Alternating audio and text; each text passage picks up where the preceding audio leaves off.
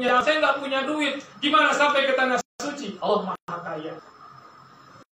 Saya nggak punya uang, bagaimana saya bisa melaksanakan haji dan umrah? Allah Maha Kaya. Yang penting punya keyakinan. Tahadus bin nikmat Bapak Ibu. Saya lagi kecil punya saudara berangkat haji. Usianya nggak jauh dari saya. Tapi nggak tahu saat itu saya senang. Seolah-olah saya yang berangkat haji saat itu. Ke masjid pelepasan barang-barang sekampung Cikumpa. Saya nggak ikut di mobil karena memang kagak diajak naik mobil saat itu. Saya jalan kaki ke Masjid Baitur Rahman. Dan saya merasa senang saat itu. Ketika saat kemudian mendengar orang yang umroh ataupun ke tanah suci, selalu merasa bahagia dan senang. Alhamdulillah senang banget kalau ada orang yang berangkat haji atau umroh. Seolah-olah saya yang berangkat. Jangan sampai ada debit di hati atau debit. Apa ya? Orang berangkat haji dihasuti, orang berangkat umroh didengkiin begitu ya. Diiriin, didengkiin, dibayarin duit dia yang berangkat dia. Kita bayarin kagak cuma dengki doang kadang-kadang. Senang pokoknya ketika melihat orang berangkat haji ataupun umroh, seolah-olah sayalah yang berangkat. Dan Allah Subhanahu wa Ta'ala menjawab mungkin. Tahun 2013 ketika saya berziarah di Pondok Terong, selesai ziarah saya ditelepon suruh pulang beresin berkas. Baik, ternyata ada orang yang mau berangkatin saya umroh. Gak bayar sepeser pun, termasuk paspor saya dibikin, udah tinggal foto doang. Berangkat tanpa sepeser, membayar biaya. Oleh sahabat saya datang ke rumahnya, nganterin orang manasik haji, pulangnya dikasih koper sama batik. Suruh jahit itu batik, koper suruh siapin nanti berangkat, tidak bayar sepeser pun. Itulah kekuasaan Allah Subhanahu wa Ta'ala. Makanya kuatkan keyakinan dan kuatkan juga keimanan kita bahwa Allah pasti bakal manggil kita ke tanah suci dengan cara Allah Subhanahu wa Ta'ala. Tahun kemarin bisa berangkat haji, yang harusnya tahun 2028 atau 2030. Majunya jauh banget. Alhamdulillah. Mudah-mudahan yang ini pada bisa berangkat haji semua. Amin. Yang nunggunya masih lama, mudah-mudahan bisa tertib. Amin. Inilah makanya ketika Bunda Hajar dari Safa ke Marwah dengan penuh keyakinan dia berlari, lalu kemudian Allah jawab, justru air yang dibutuhkan ada dari kakinya Ismail yang disebut dengan air Zam-Zam. Sampai saat ini air Zam-Zam tidak pernah kering. Bahkan airnya menjadi salah satu oleh-oleh yang ditunggu-tunggu oleh kita. Bagi orang yang telah umrah dan pulang, karena cuma ada di Mekah air Zam-Zam. Di Indonesia ada KW yang pabriknya pernah ke apa namanya, air Zam-Zam bohong-bohongan, akhirnya disergap sama petugas. Bisa dicari. Nah kemudian ketika Nabi Allah Nabi Ismail ada air, maka kemudian hiduplah beliau berdua di Mekah. Lalu karena ada sumber mata air, maka semakin datanglah orang ke situ. Karena ada sumber mata air. Dirawatlah anaknya sampai remaja. Nabi Ibrahim pulang dari Palestina. Lihat anaknya sudah agak besar. Lagi kangen-kangennya, lagi rindu-rindunya sama anaknya. Nabi Ibrahim mimpi. Apa? Mimpi suruh menyembelih anaknya. Dia bangun pagi hari, mungkin ini adalah dari setan, bukan dari Allah. Karena disuruh menyembelih. Malam kedua bermimpi lagi. Ya, maka mulailah ragu Nabi Allah Ibrahim. Setengah ini berkeyakinan ini dari Allah, setengah mungkin ini adalah dari setan. Malam ketiga mimpi yang sama, lalu Ibrahim yakin bahwa ini adalah perintah dan wahyu dari Allah. Maka besoknya beliau sampaikan kepada putranya Ismail bahwa dia bermimpi menyembelih. Apa jawab anaknya? Ya abati if'al ma tu'mar. Hai bapakku, kalau memang Allah itu perintahkan, laksanakan. Gak usah takut, bayangin. Ini luar biasa, Ismail dididik sama ibunya. Cuman saya belum dapat referensi yang bisa menjelaskan secara detail bagaimana Hajar mendidik Ismail sampai menjadi sosok remaja yang luar biasa. Kalau ibu-ibu bisa mendidik anak kayak Ismail, saya yakin di Gereja Lembah Depok, Deddy Mulyadi gak bakal datang jemput ke barat.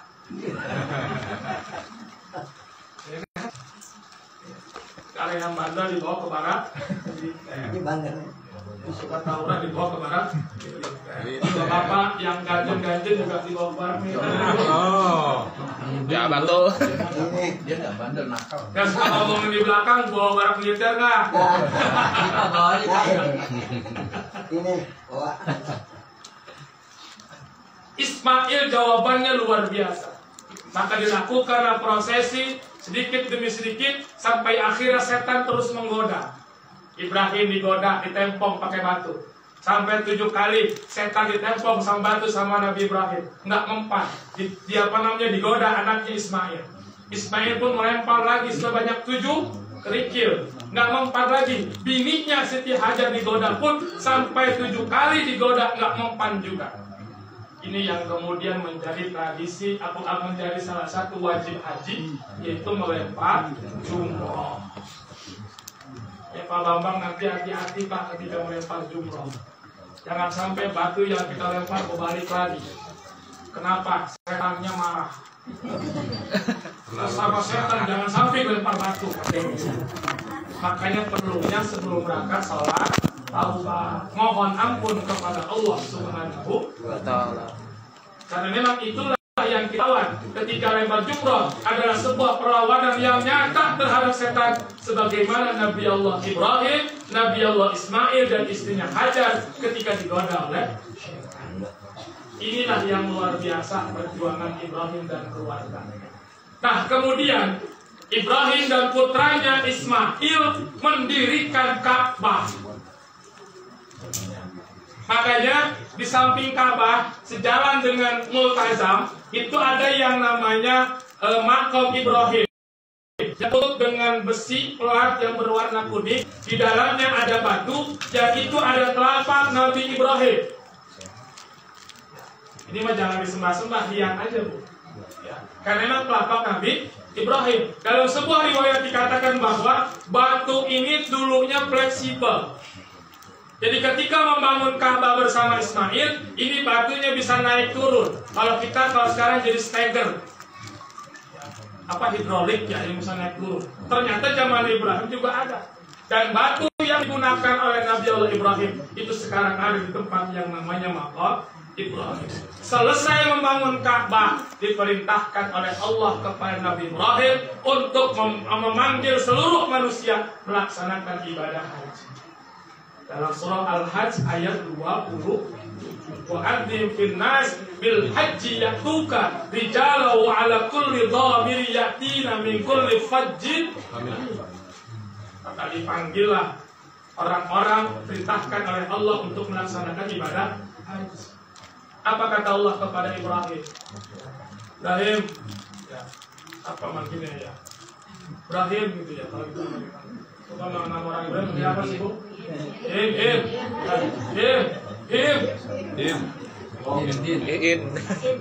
Bang Udin enak manggil Din. Ibrahim Din. Setelah membangun Ka'bah, panggil orang.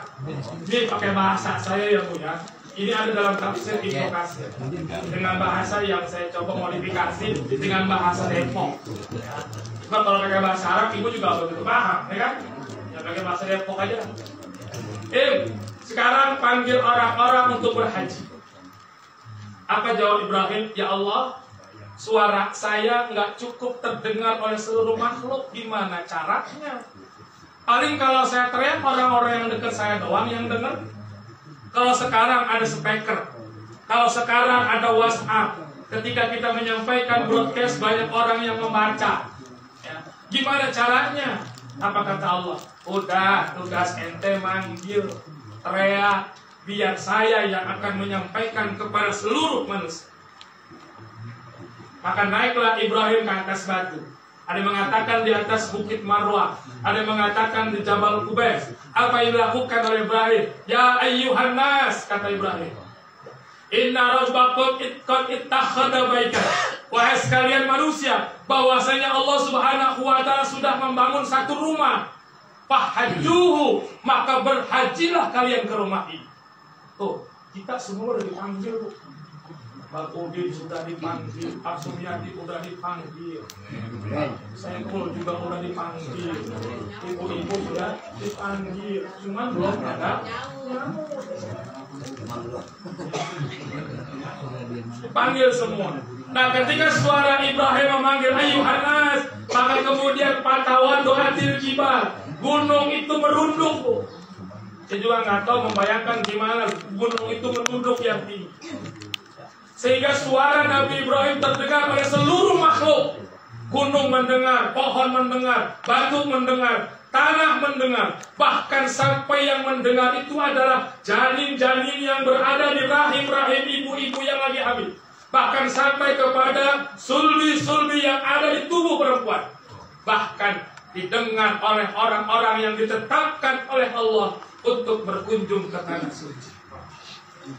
Jadi hakikatnya kita udah dipanggil, cuma belum sempat buat nyawa.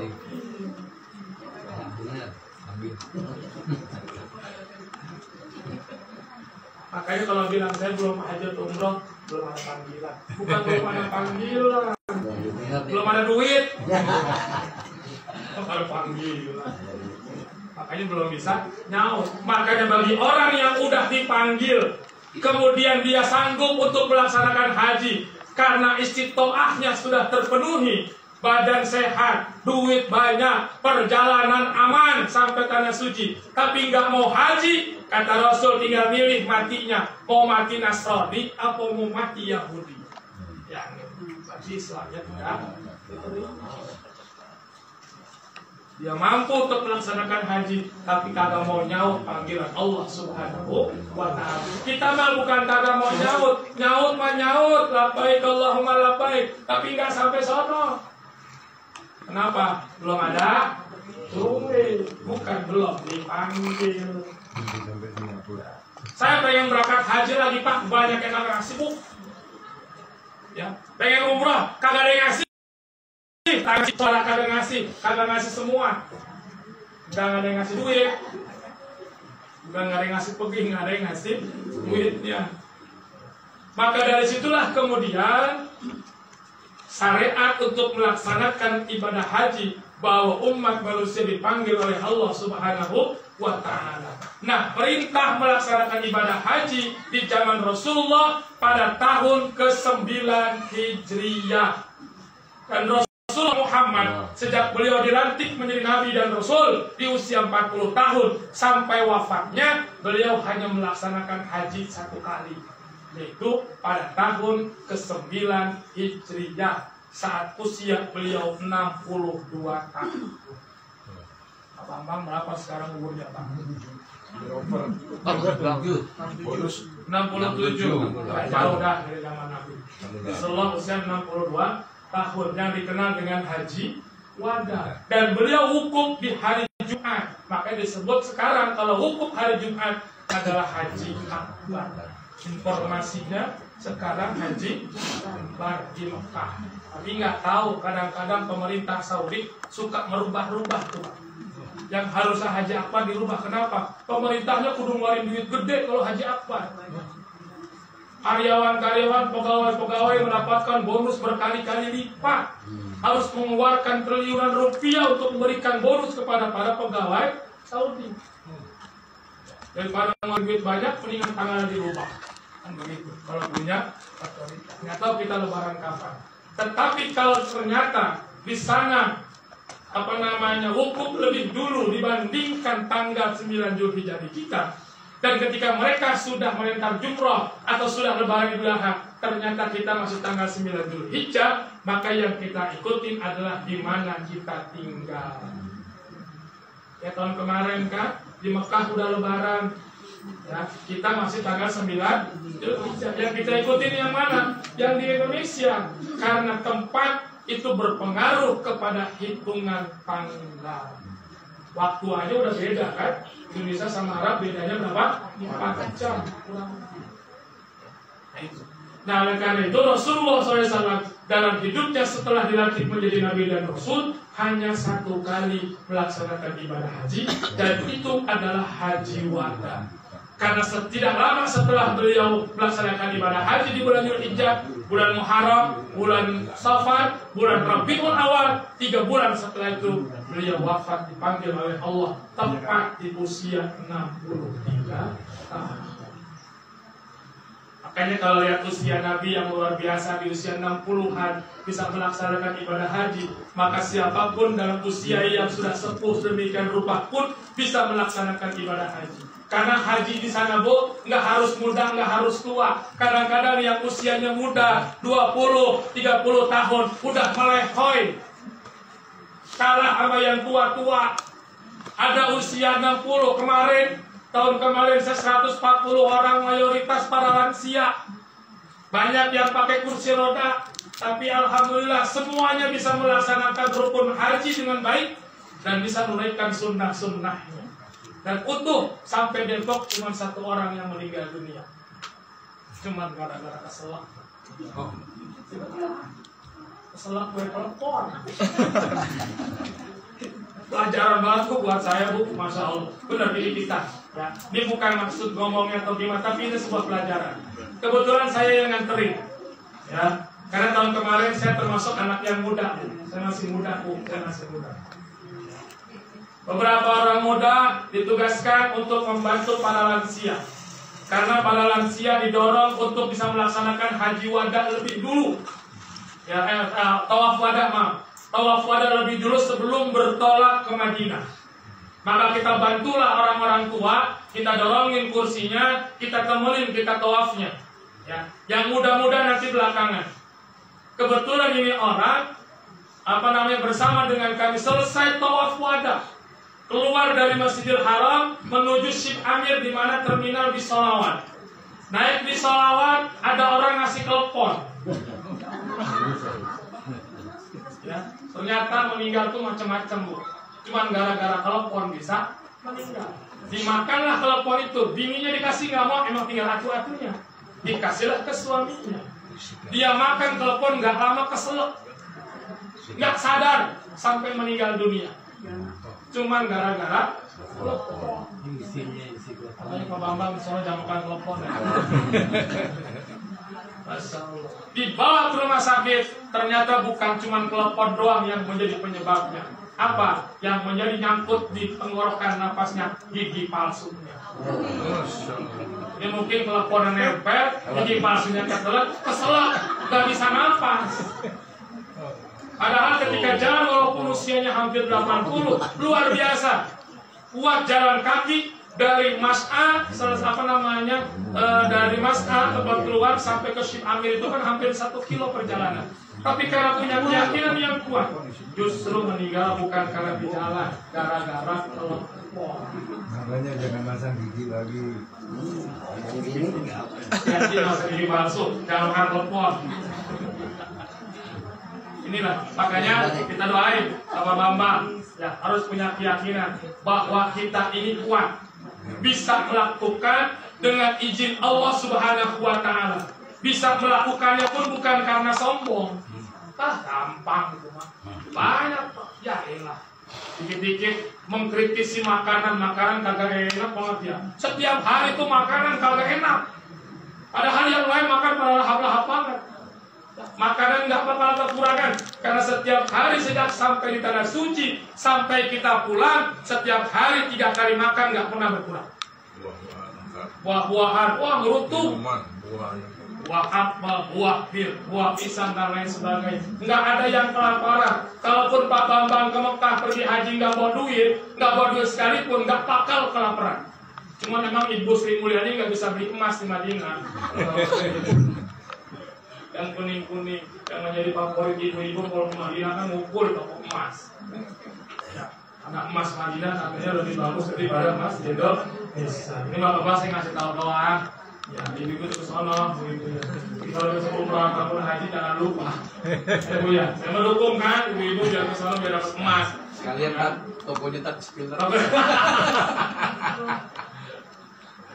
Nah itu, makanya Pak Bambang ini insya Allah masuk gelombang kedua ya Pak Bambang. Karena kemarin Depok hari Kamis itu adalah kloter kedua atau kloter 31 secara nasional. Itu adalah yang terakhir gelombang pertama. Langsung ke Madinah, dan sekarang sudah mulai bergerak jamaah haji gelombang pertama dari Madinah ke Mekah. Nah, gelombang kedua nanti langsung ke Jeddah dan langsung melaksanakan umroh. Di gelombang kedua di awalnya memang agak berat, Pak. Ya, makanya kudu hati-hati. Nanti dari asrama haji Pak Bambang sudah pakai pakaian ihram, sudah mandi sunnah ihram, ya, mandi sunnah, kemudian sudah pakai pakaian ihram. Hati-hati pakai ihramnya kudu bener, takut melorot, ya, ntar takut lari keserimpet. Makanya pentingnya manasik itu begitu buat bapak-bapak. Pakai kain ihram itu ada caranya. Bagaimana ketika kita berlari kagak keserimpet, bagaimana ihram itu ketika kita di mana-mana kagak melorot. Kalau lagi tidur kagak ngablak kemana-mana. Nah, kan di Eropa tidur cuma pakai baju ihram. Lah kalau pakai baju kagak bener, lo kemana-mana itu ngablak. Ya. Pakai dari asrama haji, walaupun masih pakai kaos dan pakai celana dalam. Nanti di jalan di atas pesawat, maka niat ihram semua yang berjahit dibuka. Ya. Sampai ke Jeddah kita akan dibawa ke hotel. Nah, hati-hati di hotel ini. Karena sudah dalam keadaan ihram, maka larangan-larangan ihram harus diperhatikan. Jangan pakai sabun kalau ke kamar mandi, karena sabun wangi dan tidak boleh memakai wangi-wangian. Jangan menggunting rambut, ya. Jangan berkata-kata kasar, dan jangan sampai memakai pakaian lagi. Karena bagi orang-orang yang nggak paham, kadang-kadang begitu Bapak Ibu. Pentingnya manasik haji itu begitu. Kadang-kadang sampai Mekah dia mandi pakai sabun, padahal sudah dalam keadaan ihram. Ibu-ibu juga nggak boleh terbuka auratnya selama berihram.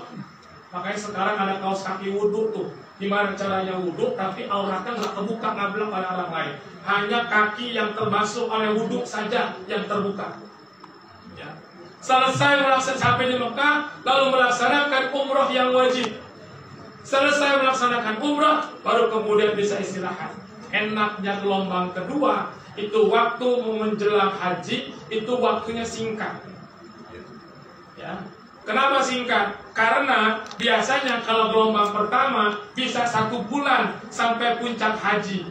Dan itu biasanya diwanti-wanti. Jangan sampai diporsir kegiatan ibadah-ibadah sunnahnya. Takutnya pas Armuza itu pada sakit, pada lemas, dan lain sebagainya. Makanya ditahan tuh. Ada yang pengen umroh berkali-kali, ditahan. Jangan dulu. Ya. Pengen belanja macam-macam, ditahan, jangan dulu. Jangan muter-muter mulu, tawafnya di toko emas. Ya. Tahan dulu. Ya, sehingga sampai haji, sampai selesai untuk melaksanakan pulang, itu hanya waktu sedikit. Tapi gelombang kedua, kita menunggu sampai puncak haji paling lama 2 minggu. Habis haji selesai, baru tuh kita bebas. Mau umroh berkali-kali silakan, hajinya udah selesai. Mau ibadah bermalam-malam di Masjidil Haram sampai itikaf silakan, karena hajinya sudah selesai.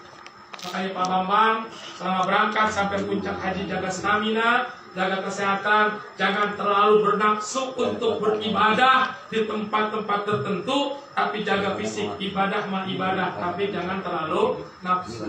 Sehingga 5 hari kita nungguin haji berapa tahun, Bu? Ada 15 tahun, ada yang 16 tahun, ada yang 20 tahun. Hajinya cuma 5 hari. Hajinya cuma 5 hari. Bu, tanggal 8 sudah persiapan, tanggal 8 sore bergerak ke Arafah, tanggal 9 ba'da zuhur sudah mulai melaksanakan wukuf, kemudian malamnya bergerak ke Musdalifah, mabit di Musdalifah, lalu kemudian pertengahan malam menuju Mina, yang mabit di Mina, langsung melempar jumroh Aqobah. Ya, di hari raya Idul Adha, jumroh Aqobah. Tanggal 11 melempar 3 jumroh, jumroh ula, ustok, dan Aqobah.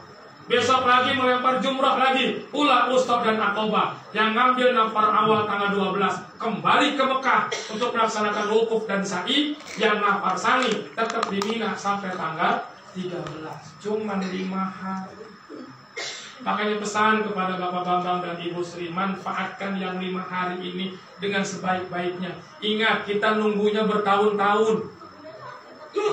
Dan kalaupun sekarang sudah menunaikan ibadah haji, boleh nggak daftar haji lagi? Nanti 10 tahun yang akan, baru 10 tahun lagi baru boleh daftar.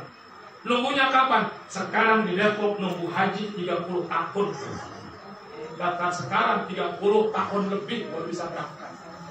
Ya. 10 tahun yang akan datang kita daftar biaya pulang haji, kemudian nunggu berpuluh-puluh tahun, mungkin kita nggak akan sempat lagi untuk melaksanakan ibadah haji. Makanya 5 hari ini saya pesan kepada Pak Bambang dan Ibu Sri Mulyani, manfaatkan dengan sebaik-baiknya. Wukuf di Padang Arafah yang hanya dari zuhur sampai sore, manfaatkan. Banyak bermunajat. Ingat keluarga, ingat saudara, ingat tetangga yang minta doa, sampaikan doanya di sono. Karena orang yang haji doanya mustajabah. Titip doa sama Pak Bambang, titip doa sama Sri Mulyani. Jangan cuma titip doa doang. Ya? Tidak. Ya, doa. Nyambur aja lumayan kan. Apalagi doa di Mekah. Minta air sama Ustaz, minta air, ya sama Kiai sama Batin, cuma segelas doang minta air, lumayan. Ya, apalagi sampai doanya di Padang Arafah. Selesai melaksanakan ibadah haji, maka selesai rangkaian. Ketika selesai melempar jumrah, kemudian tawaf dan sa'i, maka disitulah kita sudah melaksanakan rangkaian kewajiban menunaikan ibadah haji kan. Nah, karena haji adalah ibadah maliyah sekaligus ibadah badaniyah, bukan hanya harta tapi juga ibadah fisik, maka butuh doa dari orang-orang, keluarga, tetangga dan lain sebagainya agar bisa melaksanakan ibadah haji dengan sebaik-baiknya. Dulu di Cikumpa, di Depok, kalau ada berangkat haji setiap malam baca ratib Al-Haddad 40 hari 40 malam. Supaya apa? Supaya ada kekuatan yang bisa dirasakan oleh orang yang melaksanakan ibadah haji. Karena haji juga adalah merupakan jihad di jalan Allah, maka diharapkan ketika berjihad itu melepas semua yang ada di rumah, persiapan. Ya. Jadi persiapannya adalah takut-takut di sana Allah manggil, bahasanya begitu. Bukan nyumpahin Bapak-bapak. Takut-takut pertemuan yang terakhir, maka saat inilah kita bermaaf-maafan dan saling ridho, sekaligus mendoakan dan menguatkan calon tamu Allah. Saya yakin yang namanya manusia pasti banyak punya salah, entah itu ucapan, entah itu tindakan. Harusnya kita meminta maaf itu datangin ke rumah satu-satu. Tetapi karena tidak memungkinkan, maka diundang bapak-bapak dan ibu-ibu dalam acara Walimatus Safar hari ini supaya ngumpul di sini. Insya Allah dapat makan. Makan kali ya? Banyak saya banyak. Insya Allah. Udah diundang pasti tahu, ya, dijamu dan lain sebagainya. Makanya kesempatan inilah yang dinamakan Walimatus Safar bagi tamu-tamu atau calon tamu Allah untuk bisa meminta doa sekaligus minta maaf. Oleh karena itu kepada Bapak Bambang dan Ibu Sri Mulyani, yuk, ini kesempatan untuk bermusafahah sekaligus minta maaf dan doa kepada seluruh jamaah, baik tetangga, jamaah musola, saudara, untuk bisa memohon. Maka karena kita yang butuh kepada mereka, kepada jamaah ini untuk minta maaf, kalau seumpama Ibu, Pak Bambang dan Bu Sri Mulyani bisa berjalan mengelilingi semuanya, dan kalau bisa, mudah-mudahan bisa mengisi semua untuk bisa saling bermaafan, ridho dan saling. Amin. Ibu, Bapak, Bambang, dan Bu Sri bisa jalan nggak Bu untuk keliling? Bisa, insya Allah. Bisa.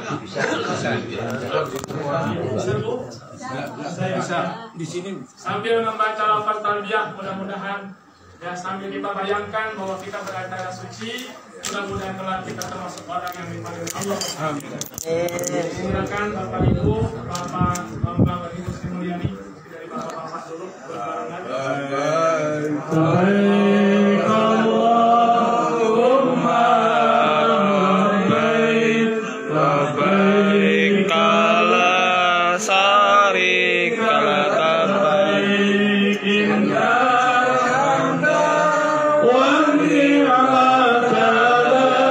wal mulk ala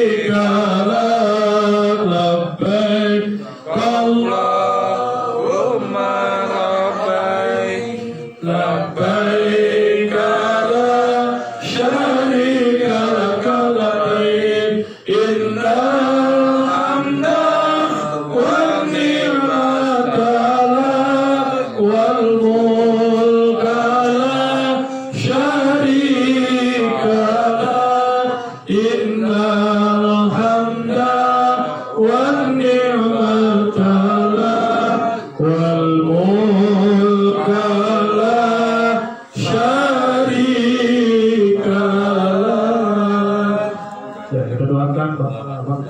Silakan Ibu itu kembali. Sambut kalau diri Bapak asal Dan kamu lain Bapak kami sambut pada Ibu Sri Mulyani melaksanakan ibadah haji dengan sehat walafiat, mengucapkan kelancaran kemudahan baik dalam perjalanannya, melaksanakan ibadah yang wajibnya, juga ibadah-ibadah yang sunnahnya, dan kembali ke tanah air tidak kurang satu apapun, tentunya dengan membawa haji yang mabrur. Doakan pula ahli kubur dari kedua calon tamu Allah, itu almarhum Bapak Suhardi Pulang, almarhum Bapak Sarwi Utomo bin Wongso, almarhumah Ibu Wakinah Sayuti binti Wono Wage dan Ibu Sri Suryati binti Kromo Wijoyo. Kepada Allah jadikan kuburnya Allah yang berikan. Amin. Al-Fatihah. Bismillahirrahmanirrahim. Alhamdulillahirabbil alamin arrahmanir rahim maliki yaumiddin. Iyyaka na'budu wa iyyaka nasta'in ihdinas siratal mustaqim. Siratal ladzina an'amta 'alaihim ghairil maghdubi 'alaihim waladdallin. Bismillahirrahmanirrahim. Alhamdulillahirabbil alamin. Allahumma shalli ala sayyidina Muhammad wa ala ali sayyidina Muhammad. Allahumma ighfir lana dhunubana wa liwalidina warhamna warhamhum kama rabbawna shighara. Wa li jami'il muslimina wal muslimat wal mu'minina wal mu'minat al ahya'i minhum wal amwat. Allahumma qdi hajatina wa yassir umurana وبلغ مقاصدنا برحمتك يا ارحم الراحمين. اللهم اجعلهم حجا مبرورا وسعيا مشكورا وذنبا مغفورا وتجارة لن تبور. يا عالم ما في الصدور اخرجنا يا الله من الظلمات الى النور. اللهم اجعل جمعنا هذا جمعا مرحوما وتفرقنا من بعده تفرقا معصوما واجعل جمعنا هذا جمعا مشكورا وتفرقنا من بعده تفرقا مغفورا. ربنا آتنا في الدنيا حسنة وفي الآخرة حسنة وقنا عذاب النار. وصلى الله على سيدنا محمد النبي الأمي وعلى آله وصحبه وسلم. بفضل سبحان ربك رب العزة عما يصفون وسلام على المرسلين walhamdulillahi rabbil alamin.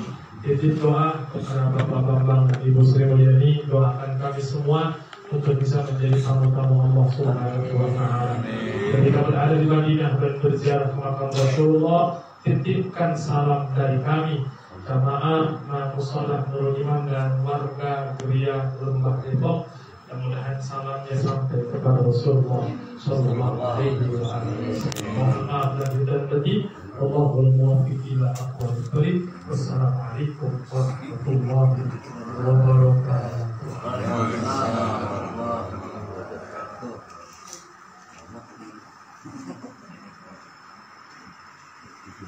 Alhamdulillah.